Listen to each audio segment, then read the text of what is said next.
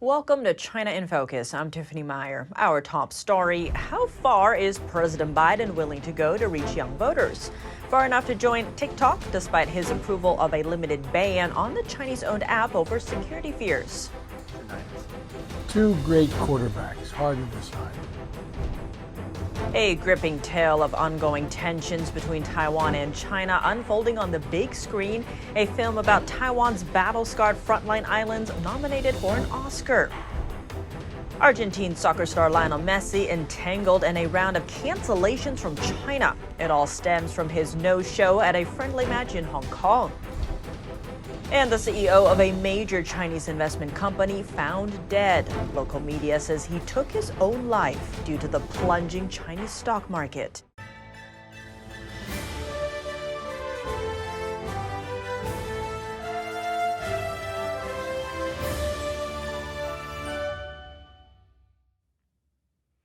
President Biden's first video on TikTok is up. The Biden campaign published the post Sunday night, riding on the heat of the Super Bowl to reach young voters, a key part of the Democratic Party base. This comes after he approved banning TikTok on federal government-owned devices in 2022 over concerns about protecting sensitive government data. Biden's aide said he wouldn't personally join the platform. His campaign would maintain the account. Niners. Two great quarterbacks, hard to decide. But if I didn't say I was for the Eagles, then I'd be sleeping alone. My wife's a Philly girl. Game or commercials? Game. Game or halftime show? Game. Jason Kelsey or Travis Kelsey? Mama Kelsey. I understand she makes great chocolate chip cookies. The controversial app is in the hot seat. It's owned by Chinese company ByteDance, and lawmakers on both sides are trying to kick it out of the country. A report from CBS says videos shared on the Chinese versions of TikTok help Chinese immigrants illegally enter the U.S. Videos on the platform have detailed instructions on how to find a gap in the border wall.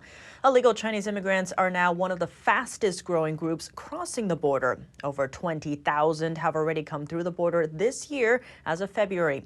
That's on top of the 24,000 that entered the country illegally last year. It's a 1,000% spike compared to 2023. TikTok said human smuggling is banned on its platform. Congressman Mike Gallagher, chairman of the House Select China Committee, slammed TikTok for the surge in illegal Chinese crossings. He called it further evidence that TikTok must be banned or sold to an American company, adding that President Biden must reverse his open border policies. Beyond Gallagher, calls to ban TikTok are on the rise. That's out of concerns that China could shape what Americans see on the app and that Americans' data could end up in Beijing's hands. Under Chinese law, companies have to hand over user data to Chinese authorities when they ask for it. TikTok denies the allegation. The app is now banned on government devices in over 30 states. That effort to ban TikTok has run into roadblocks.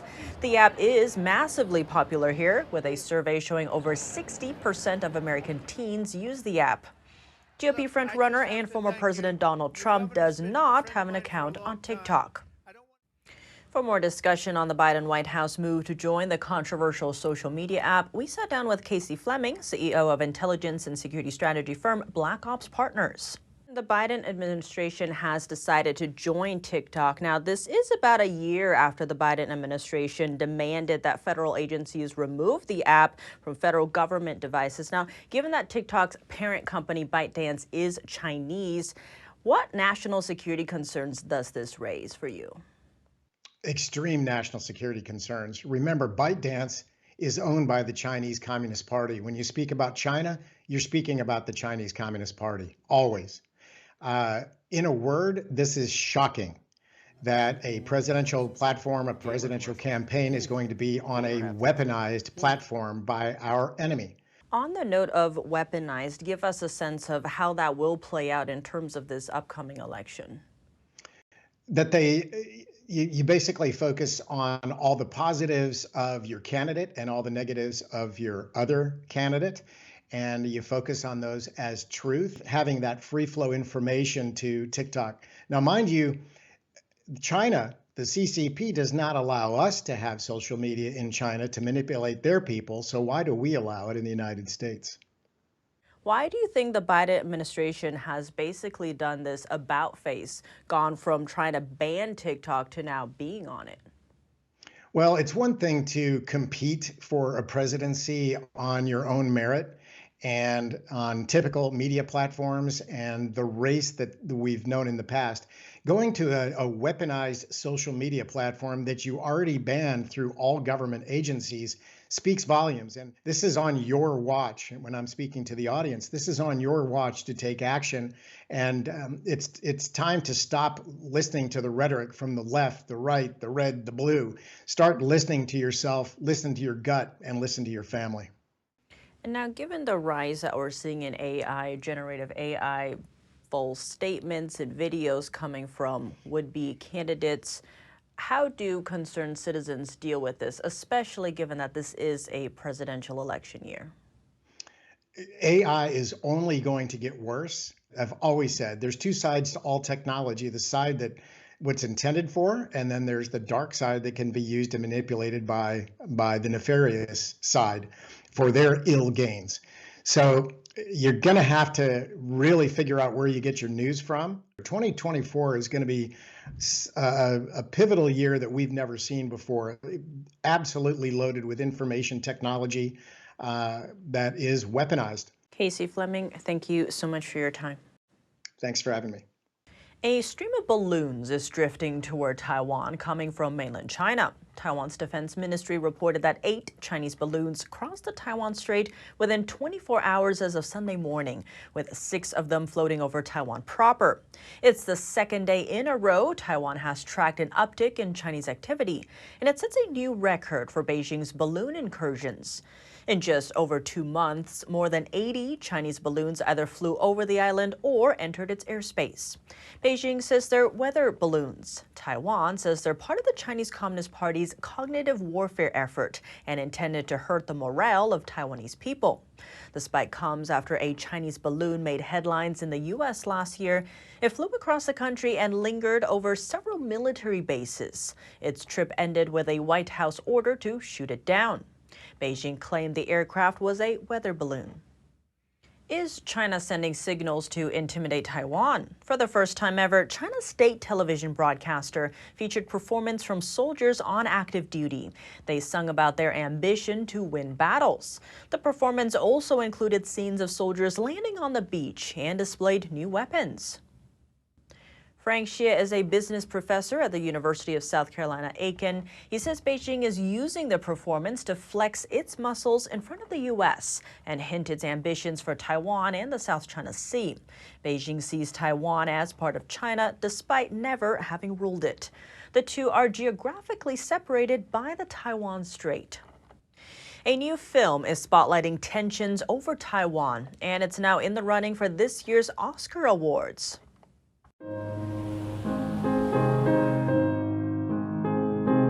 Had been the frontline for Taiwan during the Chinese Civil War.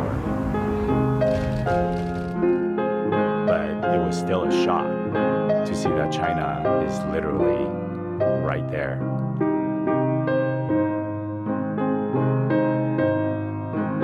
My mother casually reminded me that I should have a plan if China invades. The documentary is called Island in Between. It tells the story of Kinmen, a group of Taiwanese islands right off China's coast. It was the site of violent battles in the 1950s as Beijing launched waves of attacks. Director S. Leo Chang hopes the attention the film is getting will help explain tensions over Taiwan to a broader audience. The Academy Awards ceremony is scheduled for March 10th. I think people are more interested in Taiwan than ever, at least than in a long, long time. So we're definitely taking advantage of that interest. Switching gears now to sports, 2 friendly soccer matches featuring Argentine star Lionel Messi have been canceled in China. This after his no-show during a game in Hong Kong prompted outrage from authorities. Let's dive in. 2 major Chinese cities are turning away from hosting Lionel Messi.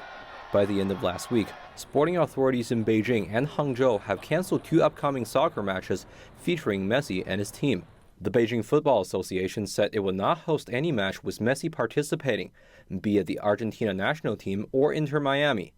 This round of cancellation came after a friendly match in Hong Kong, in which the Argentine soccer star sat out his pitch due to a reported injury.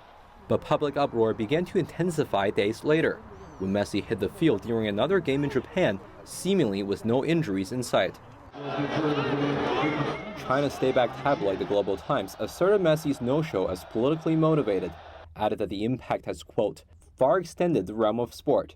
Another point of controversy, this footage shows Messi walk past Hong Kong's chief executive John Lee without shaking his hand. Worth noting, Lee is well known for his pro-China stance. He was sanctioned by the U.S. Treasury Department in 2020 over his role in the clampdown of pro-democracy activists in Hong Kong. The CEO of a major Chinese investment company dubbed China Stock Guru has been found dead. Local media say he took his own life. Cao Xing, also known as Arthur Cao, jumped out of a building and died on January 31st. Chinese media are now reporting that he committed suicide.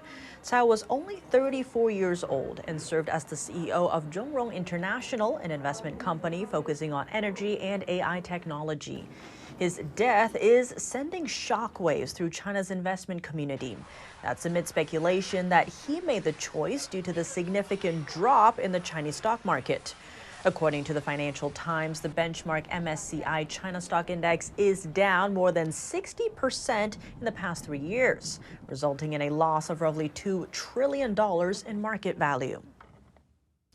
A fourth-term lawmaker and chair of a panel that helps the U.S. compete with China, saying he won't run for re-election. Mike Gallagher led the Congressional Select Committee on the Chinese Communist Party. The decision comes 4 days after he was one of only 4 House Republicans to vote against impeaching Homeland Security Secretary Alejandro Mayorkas. The congressman had said that impeachment would set a dangerous new precedent that would be used against future Republican administrations. Gallagher has served in the House since 2017 and is a former Marine Corps intelligence officer. Gallagher wrote in a Saturday statement, quote, electoral politics was never supposed to be a career, and trust me, Congress is no place to grow old. He also noted that the authors of the Constitution had not intended elective office to be a lifetime position. His current term ends in January 2025. Next, we'd like to take a moment to share some of your comments about our show. A viewer by the name of Power Shift shared a holiday message, writing Happy Lunar New Year to all the Taiwanese, Hong Kongers, South Koreans, Vietnamese, Singaporeans, Malaysians, Filipinos, Indonesians, and others. And another Doogie Chen wished the China in Focus team a happy Lunar New Year. We celebrated the start of the Lunar New Year on Saturday. The entire China in Focus team extends our warmest wishes to all of our viewers for a prosperous new year. We also send our best wishes to the Chinese people who are suffering under the Chinese Communist regime and those who are courageously standing up to it. Don't forget to tell us what you think of today's show. Or if you have an idea for something you'd like to see us cover, send us an email at chinainfocus@ntd.com. That's all for today's China in Focus on YouTube. We're now sharing a shortened version of our program here after being demonetized for 3 years. If you'd like to support us, consider donating. Find us at donorbox.org/China-in-focus or subscribe to our partner platform, Epic TV, where you can watch our full episodes. Here's what to look out for in our second half. A leading AI group in the Middle East selling its Chinese stocks with plans to grow its business in the U.S. and its allies. We look at why. British rock band Coldplay getting blocked by censorship in mainland China, and so are these big names. Why is the Chinese Communist Party saying no to their concerts? And happy Lunar New Year! NTD visits New York City's largest Chinatown for parade highlights and a celebration for the Year of the Dragon. Thanks for watching China in Focus. I'm Tiffany Meyer. See you tomorrow.